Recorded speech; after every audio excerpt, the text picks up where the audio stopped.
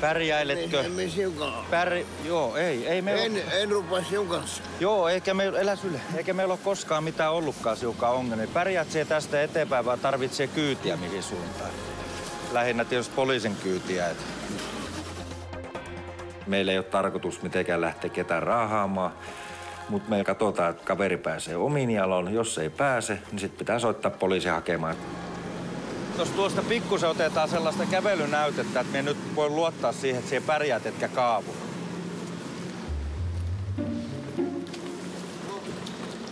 Ihan hyvältä näyttää ja sitten vähän matkaa tuonne suuntaan jonnekin päin. Kyllä me Kari näistä aina selvitään näistä hommista, eikö? Teet omaa duunia. Kyllä teen. Mitä sun pitääkin tehdä? Joo, näin. Niin kuin Jukkakin. Juu, kyllä.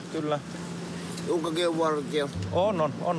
Joo. Jukka sanoi, tiedätkö minkä Jukka lähti kaupasta puolelle? Minkä takia? Sanoo, samat juopot näkyy aina. Aina samat juopot? No, Nämä on sellaisia kaveruksia, mitkä pyörii täällä kaupungilla.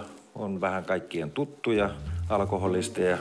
Lähdetään kävelemään vähän matkaa tuosta. Mennään tuohon bussipysäkille. Sinun pullo on siellä, tai mikä hyvä se onkaan, mutta ei myös sitä oteta tänne. Paakat. Joo. Paakat on varmaan taskussa. Näitä tilanteita toistuu, ei voi sanoa päivittäin, mutta sanotaan viikossa useamman kerran, että nämä samat kaverukset sieltä löytyy.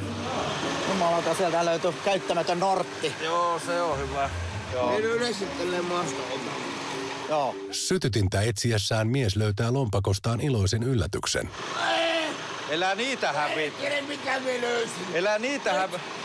Hyvä. Se on puhelin. Minkä me soitan? Soitat mittarin minulle, nyt Kari lähtee. No, nyt on rahaa. Ei perkele. Hei. Paljon 40. Ei käy kysymässä takselta, ottaako kaveri kyytiin. Käy kysymys. Oottele vähän. Teppo käy kysymässä, suostuuko kukaan taksikuskeista ottamaan miestä kyytiinsä.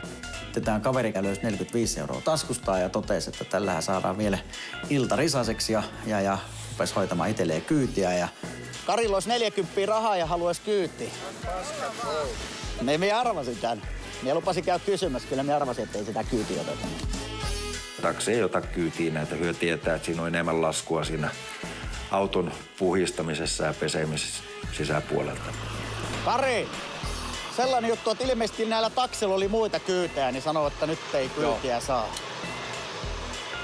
Sitten se on sellainen homma, että tuohon penkille vähäksi aikaa huilaamaan. Siinä on rahaa. Me otan tuosta kiossa tämmöistä mittarit. Joo. Hyvä. Otan. Selvä. Ei mitään. Kauppaa vielä puoli tuntia auki, niin käyt siinä. Tämä riittää meille. Hyvä, morjens. Tänä iltana. Joo, tehdään näin. Nähdään joku toinen päivä, huomenna.